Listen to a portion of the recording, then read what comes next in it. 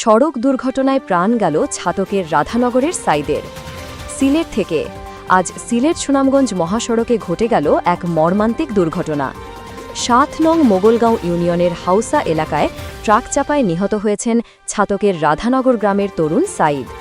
স্থানীয় সূত্রে জানা যায়, সকালে প্রতিদিনের মতোই বাড়ি থেকে বের হয়েছিলেন সাইদ, কিন্তু কে জানত সেটাই হবে তার জীবনের শেষ পথ চলা। দ্রুতগতির একটি ট্রাকের চাপায় ঘটনাস্থলেই তিনি প্রাণ হারান। দুর্ঘটনার পর স্থানীয়দের মধ্যে তীব্র ক্ষোভ ছড়িয়ে পড়ে। এলাকাবাসী জানান, এই সড়কে অতিরিক্ত গতিতে যান চলাচল ও পর্যাপ্ত নিয়ন্ত্রণের অভাবই এমন মৃত্যুর জন্য দায়ী। তারা অবিলম্বে ওই এলাকায় গতি নিয়ন্ত্রণ ব্যবস্থা ও কঠোর ট্রাফিক তদারকির দাবি জানিয়েছেন।